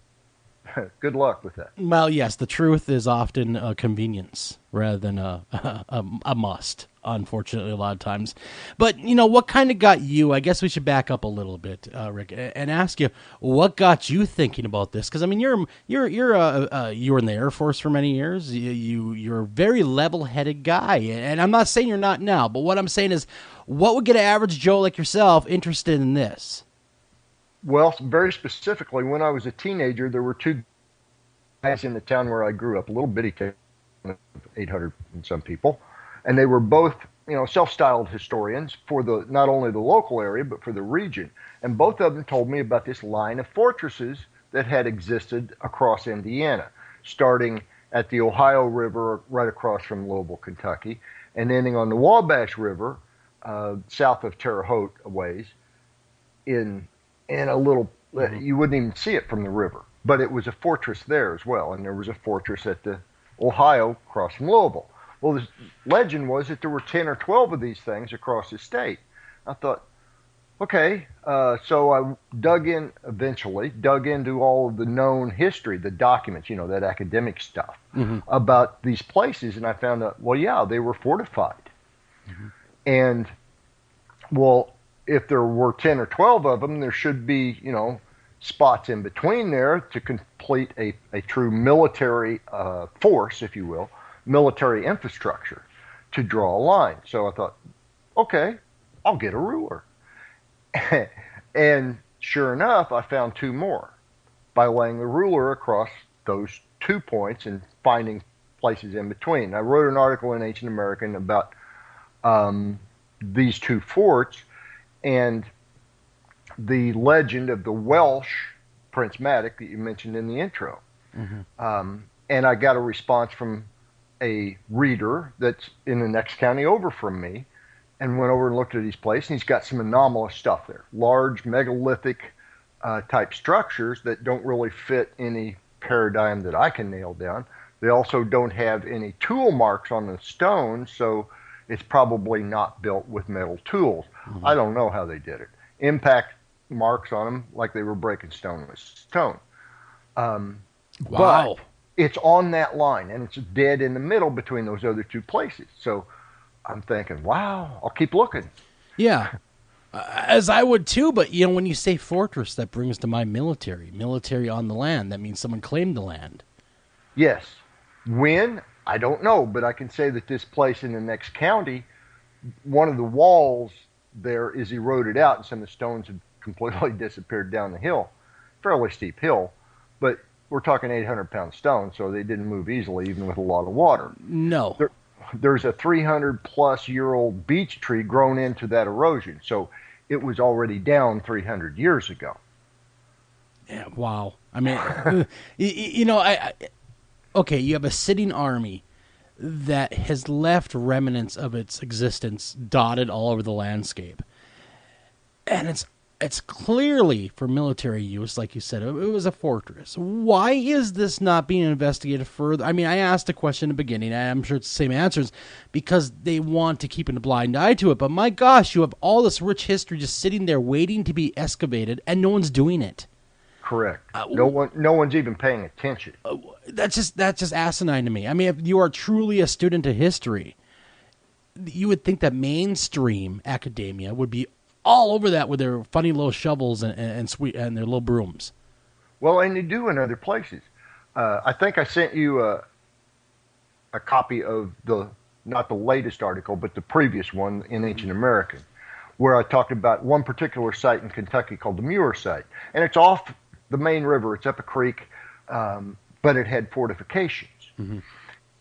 So it's not a main thoroughfare, although it is fairly close to what's called the Warrior Trail, which was an overland trail between upper Michigan, or I should say, the northern part of lower Michigan and Florida. It was a trail, a foot trail. Gotcha. And it got fairly close to the Muir site, but it did not completely intersect. And none of the artifacts proclaim this to be a major community of anything, any strange value. No trade goods that we can discern that would make it unique. Mm-hmm. But it was part of the Fort Ancient culture, which was, for the most part, across a river in Ohio and on major rivers. So it's an oddity, but not necessarily. If you go by the idea, as I have done, that some of these outposts and these installations, if you will, were used simply for signaling, for communications purposes. Yeah. Light a fire, let them know what's going on, that kind of thing. Probably something a little more sophisticated than just lighting a fire. In the daytime, at least, I can't prove it, but I can certainly do some experimental archaeology that works on this premise. They used sheets of mica to reflect sunlight and send signal. Okay. Whatever that culture was, whoever was doing it, they had these tools available to them. I was going to say, though, the weirdest thing that I think I came across getting ready for the show was there is some strong evidence that the Romans were here at one time. The same technology, not the same technology, the same techniques were used by the Romans concurrently to the earliest, the first century AD sites that I found. The topography would remain the same pretty much throughout time. So those spots would have been used for the same purpose, regardless of who was using them or which technology they were using. Okay. Very, very, very cool. I mean, when you say that, the technology, I think that we kind of downplay how technologically advanced they were. I really do. We academically downplay how intellectually cognizant they were. These were smart people. They weren't dumb. Mm-hmm. Although we try to portray them as, itinerant farmers or hunter-gatherers or whatever label you want to put on them, they had rich culture, whichever side of the pond they were on. They had a rich culture. And they indeed had technologies. You can see some of the lithic works that have holes drilled through them. And the holes are not bad. They're pretty clean. Yeah. Pretty good machining stuff there. Did they do that with rocks? Well, some of them they did, yes, but not all of them. And that suggests higher technology than what we are even about to give them credit for. Right. As an academic unit, we don't want to go into how smart they were, because then we could not rationalize our treatment of the Native Americans. Exactly. And then we would have to humanize them, and gosh darn it, that's the last thing we want to do. Right. And we also don't want to give them that land back. Yeah. Well, more importantly, the land. Absolutely. Absolutely. Eric, I know you have your own thoughts on some of this. Yeah. What I would love to hear, I would really appreciate, just for my, if I'm having these questions, I'm assuming listeners are as well. I'd love it, Rick, if you would just kind of lay out for me what your vision is, just your current theory on what the visitations have been, and who they were, and in what kind of broadly time frame, and then just kind of give maybe the single most powerful bit of evidence, along the way for each of those. I'd love to hear just kind of what your view is of the archaeological history of North America. Okay, I'll start with the most ignored type of artifact, and that is coins. You have hundreds, literally hundreds, of Roman coins from 2nd century BC up to about 4th century AD that have been found in North America and South America and Central America and even out in the Caribbean.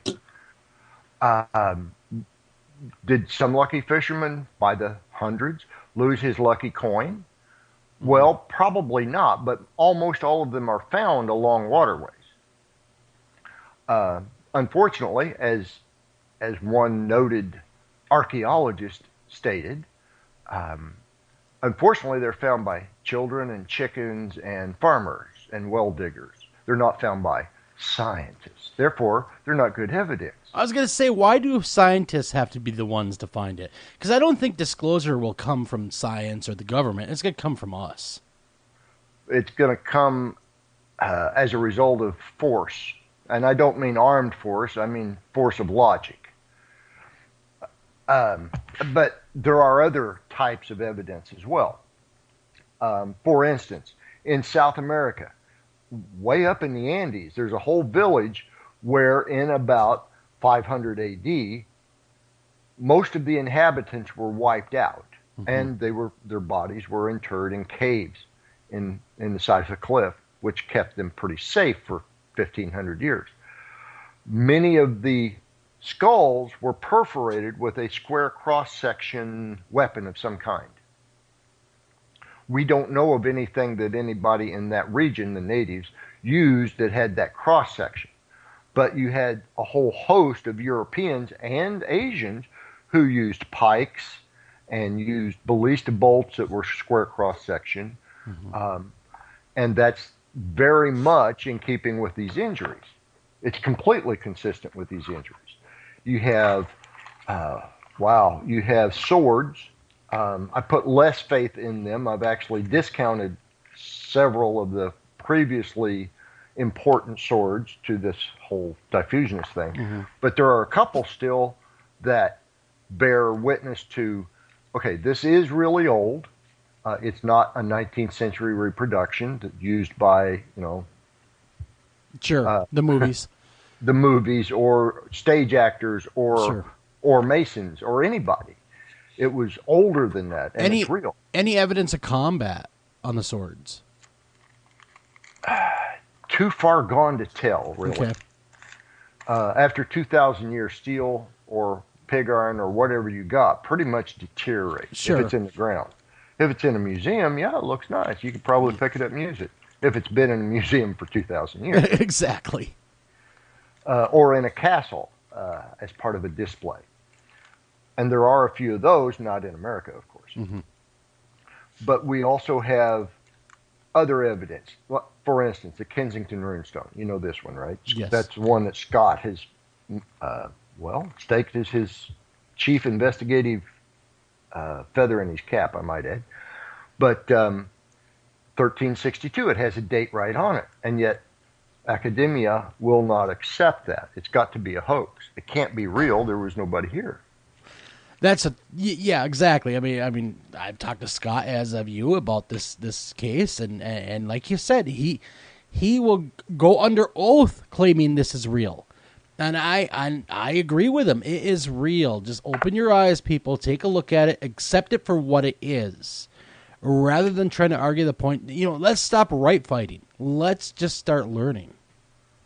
Yeah, that would be helpful, but I'm not going to hold my breath. You'll die. You'll die if you hold your breath that long. Yeah. So don't do that. There are whole classes of evidence. You got skeletal evidence, for instance.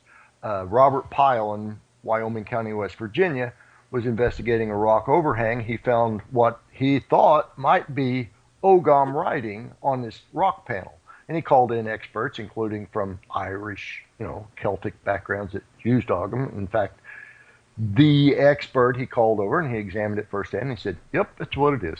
Thank you." And he never did a paper on it either. He's a leading expert from Ireland. No skin off his nose, except maybe, peer pressure. And and later on, Robert also discovered a skull in actually in a rock overhang about, I think he said it was either 30 feet or 30 yards, I don't remember, from the writing panel. And he actually managed to get both carbon-14 testing done and DNA testing done on it. And the carbon-14 said it was 7th century. And the DNA said it was probably Irish or maybe Scots-Irish, but, there weren't many Scots-Irish in 7th century. But the gene pool that they have now is all mixed up compared to what it was, 1,300 years ago. Oh, definitely. I mean, that would also give credence to just our genes would give credence to intermingling.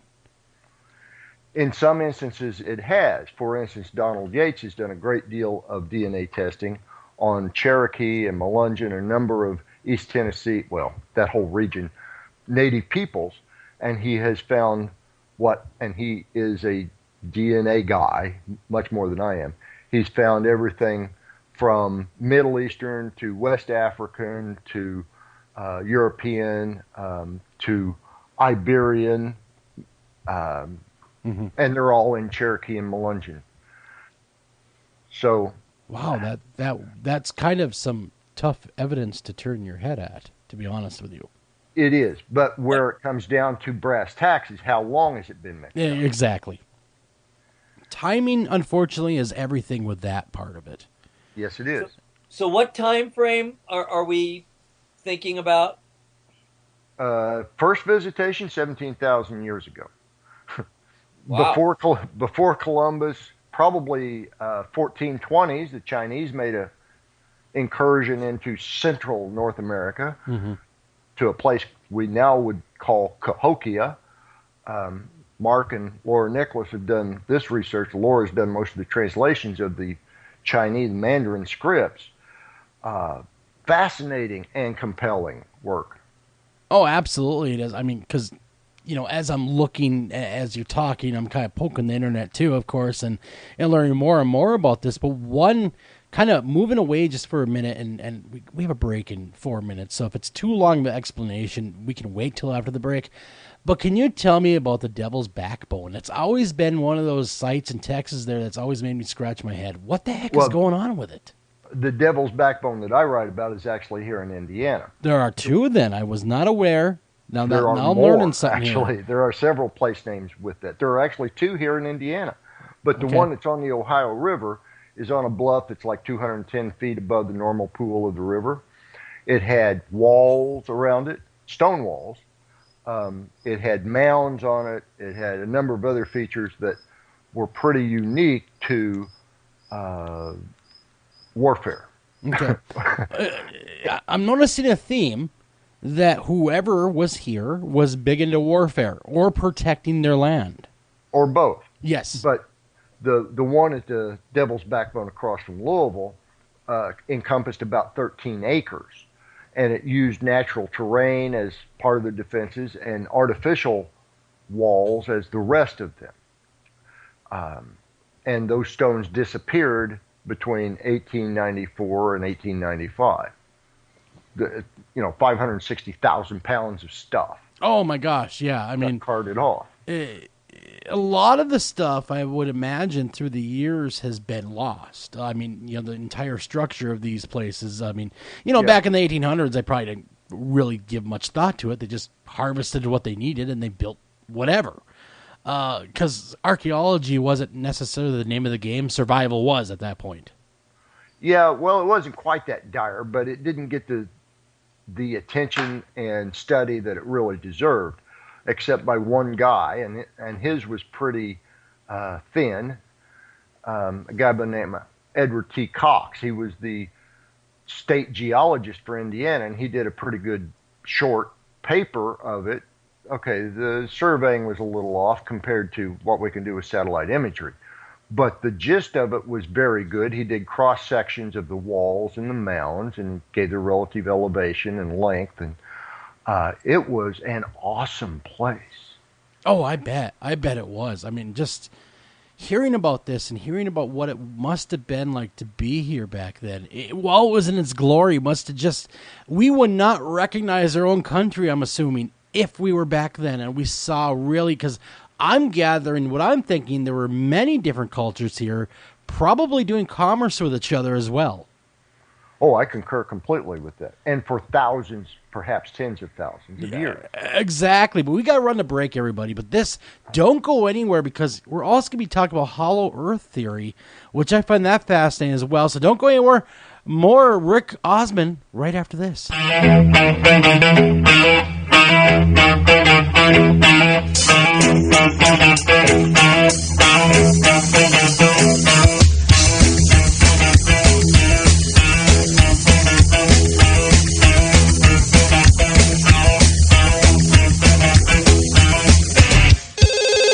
Ranger Station, Ranger speaking. Yeah, hi. I'd like to report a bear sighting. Location. My backyard. Oh, your backyard. Try telling a bear that. I did, and this bear talked back. Talking bear, that's rich. No, wait, it was Smokey Bear. Smokey? Why didn't you say so? I did say so. Continue. I was burning yard waste. No, boy. He told me to burn legally and responsibly, and to remember that if it's too hot to touch, it's too hot to leave. And as always, he's right. 9 out of 10 wildfires are caused by humans. That means 9 out of 10 wildfires can be prevented.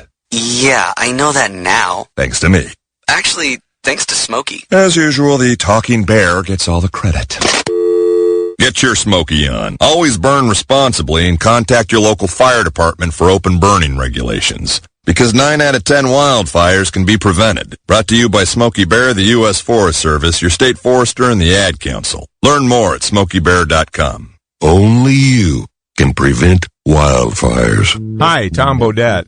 If you can hear me, then you have an internet connection, which means you can do cool things online, like listen to streaming radio, obviously, or watch a video of a monkey washing a cat. Let your freak flag fly. Or you can book a room at a great price at Motel6.com. Isn't the internet wonderful? Everything you want right at your fingertips, and whoa, did not need to see that.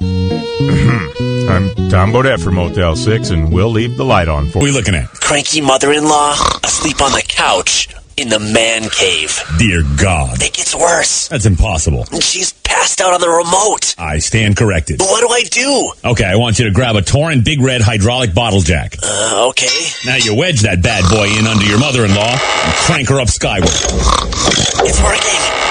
And got the remote. Great. Now grab that Torrent Big Red 2-ton folding shop crane and put that woman on wheels. And away we go.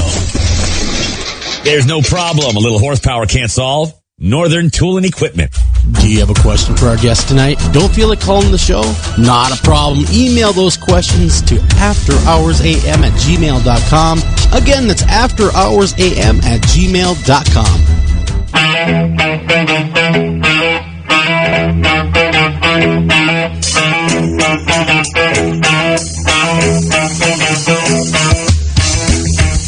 And we are back, everybody, and we're talking about who the heck came here first. I guarantee it wasn't chicken or the egg. I'm your host, Joel Sturgis. Right along with me is Mr. Eric Olson, and tonight we're talking to the awesome Rick Osmon about his newest book and about everything else. But everybody run over to Amazon, buy The Graves of the Golden Bear. Pick up your copy today. I think you'll be blown away, and if you are a Columbus believer, like many of us were and are from our school years, you will have to take pause and reevaluate who really came here first, to be quite honest with you. Rick, we are kind of jumping away from the who came here first. Hollow Earth, man. Is it real? Is it really out there? Because I've heard yay, I've heard nay, and I've seen some really compelling evidence to support it. So, I think it's really in there. But I do too. I do too. But like you said, it's a think. I think it's in there because nobody's been there to tell me different. Yeah, well, yeah, no one has taken that little trip. We can explore the surface of the moon or Mars or now out past Neptune, but we can't get to the center of our own planet. No, we can't. We would rather, matter, we have never even hardly discovered what's in our oceans, let alone what's under us. Yeah, maybe 1% of it, really. Yeah, I mean, so we're just kind of looking at the stars when really we should be looking under our feet. We should, and we should also be looking at the physics of the situation, because Sir Isaac told us that mass draws mass. Okay, that's very, very simplified, but he also said that the Earth doesn't draw the apple as much as the apple draws the Earth, or at least not any more than it does. But if you're at the center of a planet, what is the direction of gravity? Yeah, it would be, inward, wouldn't it be? No, it'd be outward, because all the mass is up. No matter which way you look is up. Yeah, I was thinking of it because it's spinning. Now, when I was in school, they claim that the Earth is spinning, and so is the inside of the Earth, obviously, there's a magma core, is what I was told when I was in school. And no one knows for sure. Like you said, it's all hypothesis. But we think that we're all just floating on magma. I don't necessarily believe that. Well, they base that on, not just that, but they also have a molten iron core and a solid iron core. Yeah, there's many levels to the Earth that they claim. And 3 million atmospheres of pressure on that inner core. It's like, really? Because, the gravity's still pulling it the other way, people. And we have done some exploration. We didn't get very deep, 14 kilometers or so, with a borehole that surprised everybody on the data, but they didn't change their science. The data says their science is bad, but the science hasn't changed. Well, that would it'd be hard to get grants if you're in academia. For that kind of work. Yeah, and that's how it works. If just like the climate science, it's like, the money is in saying everything's going to hell. Yes, doomsday, baby. Doomsday pays the bills. But taxes will cure it all. Yes, exactly. Just tax a little bit more, and we'll be safer. That's right. Uncle Sam is here to save you. But at the center of the Earth, at the exact center of the Earth, everything is being pulled away from that point in our space. And I'm not saying general space. I'm saying our earthly space at the dead center, gravity should be zero. Not just a sum of zero. It should actually be zero. Well, I've heard theories, Rick, that are outlandish. Everything from aliens really come from inside of our Earth. To creatures living in the Earth, that there's entire civilizations under our feet. Yeah, the Fifth Reich or whatever. And so, I mean, I think part of the reason why maybe the theory hasn't gained traction also is because some of the people saying, yeah, there's people living under there, they have their own little civilization. It's hard to take someone seriously when they open up with that. Well, there's also been a lot of bull involved in that. Yes. And cult, not just cult following, but cult construction around that whole theorem. Estero, Florida has a whole village of historic importance because, their believers believed in a hollow earth. And they're not the only example. But my contention is that there are, based on the idea and fact, that there's 4 terawatts more energy being emitted by the Earth than is being absorbed from our sun by the Earth. There's got to be some kind of a major power source in there, energy source. You would think so. To keep it going, you got to have something to keep it going. Well, you have to have something to make that energy, to create that energy from nothing. Oh, no, it's friction from the inner core riding against the magma or the crust or whatever. Really? After 4 billion years, I'd think that it'd been in lockstep pretty good. You would think so.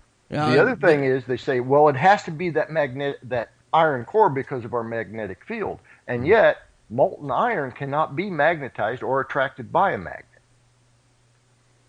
So, wow. Yeah, you brought up a great point because it really cannot. My father was a metallurgist.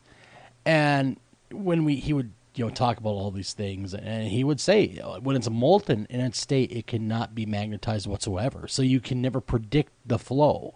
Correct. Or even the alignment of the crystals, and that's part of the beauty of molten metal. That's when it's most beautiful, in my opinion. But the idea that, let's say that there's a grapefruit-sized void at the exact center of the Earth. if you go by the whole vacuum energy thing, then any fluctuation in the gravitational field could make the gravity actually go negative. Yes. And if and the numbers, I'm starting to see the numbers add up. I'm not a physicist, but I'm working hard at this part. That it could create what is known in astrophysics as a white hole. Okay. So that energy and matter can be emitted by that hole, but nothing can enter it. And at the other end of that wormhole, someplace, is a black hole. There might be one black hole and a billion white holes that are intermittent in emitting. Or they could be constant and low grade. But if they go big, your planet explodes.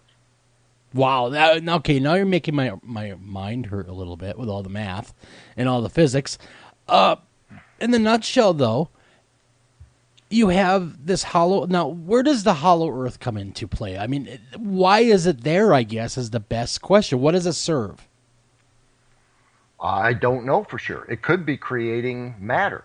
Just that could be its only real function. Sure.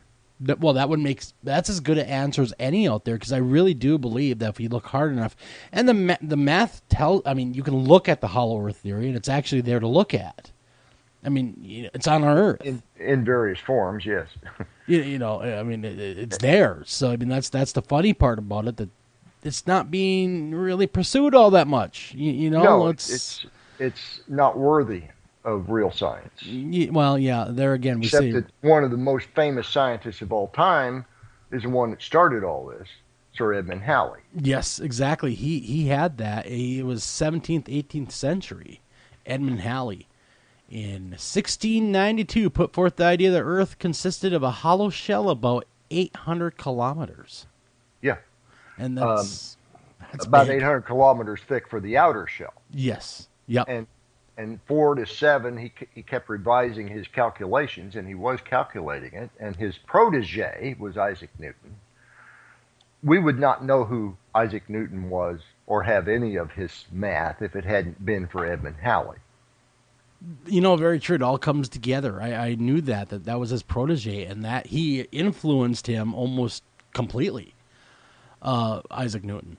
And Newton had done most of his work already. He hadn't finished it up nice, but he had done most of the work, but he wasn't even interested in publishing it. Mm-hmm. Until Halley goaded him into it. We would not know gravity. We wouldn't have an idea of how to deal with it. Exactly. But that theory really needs to get more traction to it. I mean, just at least seriously look at it. I mean, throw $4 or $5 million at it and see what happens. Just really actually give it a serious thought is what I think should be happening. Well, I accept grants. No, I bet you would. So would I. And matter of fact, I'd give up this old radio gig if someone wanted to give me about $10 million to go exploring with Rick. I would give it up right now. So if you want to go ahead and cut that check, I'll go. We're on board. No, that's right. You got a team of 3 because I know Eric would be in on it as well, wouldn't you, Eric? I would absolutely. I'm trying to wrap my brain around it. I'm reading right now as we're talking some of the original theory. So where are you coming down? There's all these various hybrids, and then you get all the way to the other end as far as theories go. The whole journey to the center of the Earth. I assume you're not going in that direction, although I certainly don't want to put words in your mouth. I mean, can we get to this place? Is there a way down there? I don't know. I wish I could answer that question, one way or the other. But you'd end up in China. Everyone knows you'd end up in China. Well, I don't think you would. I don't think you'd live to transit the center. No, I think it'd be a little warm. Yeah. Way too warm to even think about it. You'd have to bring some major sunscreen with you.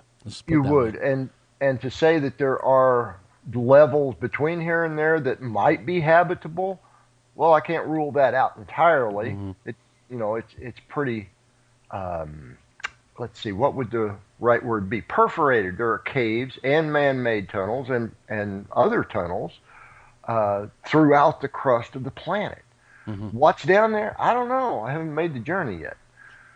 But there are a whole bunch of books, starting well, from the 17th century, as you noted, all the way up until today, that explore the whole idea. And if anybody's interested, they could read up on anything by Jan Lamprecht. He's a South African guy who has done an amazing job, encyclopedic job of gathering all this information. And it's available as an ebook as well. You can also go back to the HollowEarthInsider.com, which is a website that I administer.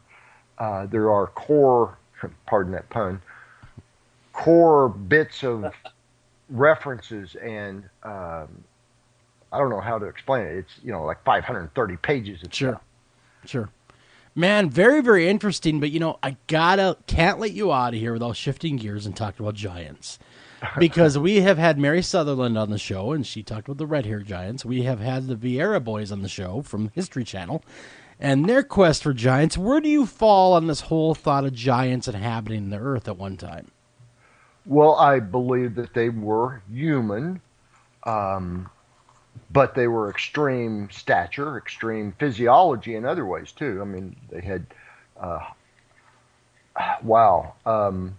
they were polydactyl, some of them, many of them apparently, 6 or 7 fingers on each hand, extra rows of teeth, other stuff comes into the accounts. And, the detractors will say, well, all those accounts were written by newspaper journalists who were only interested in selling newspapers. Well, no, some of them are in the journals of the Smithsonian Institution. Mm-hmm. Well, that seems to be a hallmark, though. I want to go back for a second, is the double rows of teeth. Everyone that we've talked to, though, no matter what you believed, no matter what you thought their makeup would have been, everybody comes to that double row of teeth. So there has to be something to that. Right. It's a genetic anomaly, one of several that set these big people apart. But there were also little people. We can go there in a little bit. Mm-hmm. But the large stature folks, red-haired, and you'll have other detractors, or at least, observers say, well, your hair changes color after you die and you're buried for however long. Oh, that's great. But you never had any black hair. You never had any white hair. Never had. All the reports were basically red-haired giants. And there were also reports of them having copper weapons or even copper coffins or copper-lined oak coffins. Mm-hmm. The one closest to me, the burial closest to me, was a copper-lined inside and out oak coffin. Mm-hmm. And it had an 8-foot plus, 8.5 foot individual man in it, and a raven-haired woman about 4'8", and there were 2 different accounts of this, but one of the accounts had a baby between her legs. Didn't say how big the baby was. I got a question. Couldn't modern science take a DNA sample and ascertain exactly what their DNA makeup is to see if they're any different than a normal human being? That would give some credence to the size. If they can get a sample that is not heavily damaged, then yeah, they can get an idea. They might not get everything. Mm-hmm. It took like 38,000 samples to complete the human genome. Yes. From all over the world. And it took 30-odd samples to get the Neanderthal genome, which they're now saying, well, okay, maybe we didn't actually get all of it. Okay. So it's not as easy as it looks on TV. You get a sample, you go back to the lab, you do your little DNA magic, and there you go. You have everything you ever want to know, but we're afraid to ask. Yeah, if everything were as cut and dried as NCIS, we would have it made. Yeah, exactly. Now, going back, now there's little people. The other spectrum, and did they live alongside the giants? Well, that's a great question that cannot truly be answered. But what you can say is that their remains were found in proximity to some of these big guys. Were they side by side in life? We can't really ascertain that. Mm-hmm. But we can ascertain that there were at least thousands of them, and I'm talking the burials that have been discovered and noted in the Journal of the Smithsonian Institution, from Tennessee to Ohio to Maine and, Minnesota, the western end of Superior. Yep, absolutely. Absolutely, right here. Pukwudgie is the name that is used by almost all the tribes for these little people, or Pukwudgie if you're in the Northeast. Yeah, because a good friend of mine, he wrote the book Bridgewater Triangle. And Pukwudgie is big over in the east, of course, and they are described as a mischief-making dwarf, more or less, that likes to try to lure its victims into the woods with them. Now, whether or not that is a fiction or whether it's real, there are a lot of accounts of people, everyday Joes, seeing these Pukwudgies over there. Yep, and they apparently could speak any native language and English and Dutch, because you have accounts for people, English and Dutch settlers, of meeting them. You have an account from as late as 1936 in very northeastern Alabama. That almost lends itself to a little supernatural now, if they're able to have that many abilities. Yeah, but since you brought up supernatural, Pukwudgie, genie, the jinn, that is also physiologically the same description that the Arabs give to their tricksters, the genies, or the jinn, as they call them. Yeah, you're absolutely correct. In fact, we've had a couple shows about the jinn with Rosemary Algiley, and she also agrees that the jinn is, that's a whole nother show on its own, like I just said, because, my gosh, every time you get the answers, they just change the questions. And we still haven't mentioned leprechauns. No, and I was just about to dive into that with you. Leprechauns, good, bad, or they're just mad about their gold? I think they just like to party, like the Disney movie. They value nothing more than partying. Yeah, it was funny because I was speaking to a colleague of mine, and he was talking about the gold at the end of the rainbow, and I says, "Yeah, your luck could be a toilet." Well, at certain times that would be a treasure. But the thing of it is all this. I mean, it's just crazy the lore that we find, whether it's fairies, whether it's Pukwudgies, whether it's leprechauns, whether it's the jinn. I mean, the legends. Now, people, they want to blame, lately, the jinn for all of it. The jinn is all these creatures. Well, and UFOs. And UFOs and greys and whatnot. But, the other end of that is you also have a real-life, scientifically accepted hominid that was 3 feet tall in the last 13,000 years. Yes, that is true. That's scientifically accepted. And what's your knee-jerk reaction on the latest news of finding what possibly could be the missing link that just actually broke today? It's too soon to know from a single skull and a few hand bones what this creature was. Yeah, no, they claim, now according just to the story, that they have a complete skeleton. As far as I can figure, it shares both human and ape-like features. And so that, in my estimation, would have a really good chance of being the missing link. Well, if it is, it's too old to get any DNA out of it. Yeah, exactly, and that's will be the stumbling block. It is fully fossilized, from what I understand. Whereas the Floriensis, the Flores Island hobbits, as they're calling them, you actually could extract DNA from some of those bones. And their bone structure, particularly in their wrist and thumb, is not completely human. And yet it was only 13,000 years ago that they walked on Flores Island, and probably throughout Indonesia. You also now have photographic evidence of an upright ape-like human thing in Southeast Asia, Indonesia, and you have tales of them all the way up into Japan, going back over centuries. So, okay, hold on a second, Rick. Not often am I speechless, but I'm speechless now. So they took DNA samples of these individuals, and it came back with not human. It came back with not exactly human, but then Neanderthal is not exactly human. It's human, but it's a different family. What do they think that it intermingled with then? I mean, what? I guess that would be my next question. I mean, what DNA did it come up with? came up with a new set of DNA. Oh, totally. Okay, so nothing they can really hang their hat on. There is shared DNA. We all had a Gotcha. common ancestor because we're all humans. We're just different humans. Gotcha. Okay, I was expecting you to say UFOs came down and impregnated their women. But no, that makes total sense because we're not all, exactly the same. No, but we're closer than, from individual to individual, humans are closer to each other than are two ants from the same colony. Yeah, you are absolutely correct on that because we are almost mirror images of each other, just with a few differences. A few not so subtle differences. Mm-hmm. Exactly.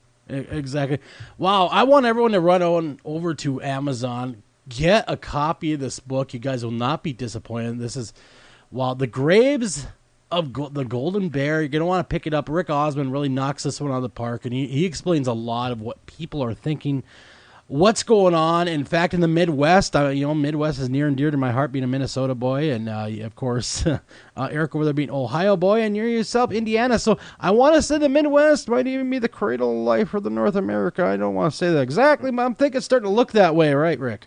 Cradle culture, anyway. Absolutely, because there's a lot of weird things that none of us can even wrap our heads around. But I believe that there were giants. I wholeheartedly do. Just because the evidence in my mind is there. I know that there were little people, and I think that there's a lot more that's going on. Now, do I believe that aliens had a hand in building our culture? Oh, boy, you know what? Jury's still out for me on that one. That one is a reach. I'll buy panspermia. I'll buy that one easily. So, yeah, we're all aliens. Mm. Do you believe in the ancient aliens theory? No. Okay. No, humans were plenty smart enough to do all those things. Yeah, and it's funny because Eric just gave credit a couple of weeks ago. We were talking about this because I said alien technology is everywhere, jokingly, of course. But he's right. We have to give more credit to our own mankind. We are pretty ingenuitive that way. I mean, look at us. I mean, we're also really darn good at killing each other. And other things. Yes, we're so good at it that if we decided to, we could pretty much wipe out any species we decided to, and that's why we have hunting seasons now, to keep us in check.